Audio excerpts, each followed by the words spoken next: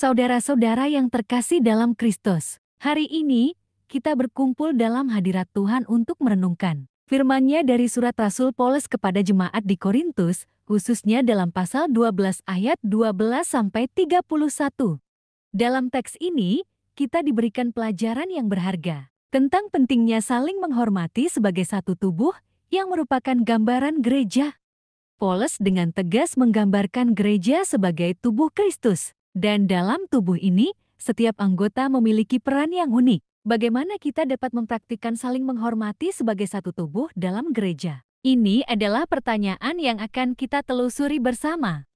Pertama, kehidupan sebagai bagian dari tubuh. Paulus menggambarkan bahwa kita semua adalah bagian dari tubuh Kristus. Dan setiap bagian memiliki peran penting. Tanpa mata, telinga, tangan, atau kaki, tubuh akan tidak lengkap.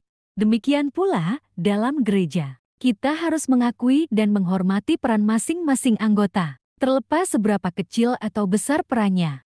Kedua, tidak ada yang tak penting. Paulus menegaskan bahwa bahkan bagian tubuh yang tampaknya lebih lemah atau kurang terhormat, sebenarnya memiliki peran yang sangat penting.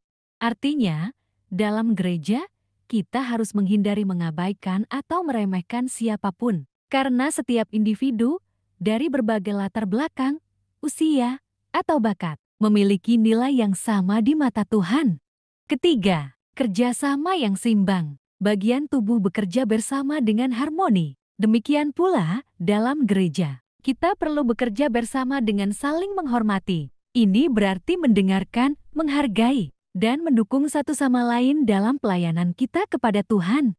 Keempat, kasih yang menghubungkan semua. Paulus menunjukkan bahwa kasih adalah yang menghubungkan dan mempersatukan tubuh Kristus. Kasih adalah wujud tertinggi dari menghormati. Saat kita mengasihi satu sama lain dengan tulus, kita memuliakan Allah. Kelima, mengejar karunia-karunia roh. Paulus mengingatkan kita untuk mengejar karunia-karunia roh yang Allah berikan kepada setiap anggota tubuh. Ini berarti mendukung dan mendorong sesama dalam pengembangan bakat dan karunia mereka. Keenam, tidak ada persaingan. Paulus mengingatkan kita bahwa dalam tubuh Kristus, tidak boleh ada persaingan atau kebanggaan diri. Sebaliknya, kita harus merasa bahagia ketika saudara kita berhasil dan menghormati mereka. Ketujuh, kepentingan bersama. Paulus berbicara tentang pentingnya memiliki kepentingan bersama. Saat satu anggota menderita, seluruh tubuh merasakannya. Ini mengajarkan kita untuk selalu peduli terhadap saudara-saudara kita dan bersedia membantu mereka dalam waktu kesulitan. Saudara-saudara, tema saling menghormati sebagai satu tubuh yang diberikan dalam pasal ini adalah suatu panggilan untuk kita semua. Gereja bukanlah tempat untuk persaingan atau kebanggaan diri, tetapi tempat di mana kita berusaha untuk lebih seperti Kristus. Mari kita selalu ingat bahwa setiap anggota gereja adalah bagian penting dari tubuh Kristus, dan kita harus saling menghormati, mendukung, dan mengasihi satu sama lain. Inilah caranya kita akan menjadi cahaya dan garam di dunia ini, menunjukkan kepada semua orang kasih Kristus yang mendalam. Berikut adalah 5 relevansi untuk jemaat masa kini. Pertama, kemajemukan dalam kepemimpinan gereja. Seperti yang disebutkan dalam ayat-ayat tersebut, setiap anggota gereja memiliki peran yang unik. Ini mencerminkan pentingnya memahami bahwa kepemimpinan dalam gereja masa kini harus memanfaatkan keragaman bakat dan pemberian rohani. Kedua, saling menghormati dalam kebaktian. Kita dapat menerapkan prinsip saling menghormati ini dalam kebaktian saat memberikan kesempatan kepada beragam orang untuk melayani dalam ibadah. Seperti memberi kesempatan bagi berbagai jenis pelayanan, termasuk musik, khotbah, dan pelayanan sosial.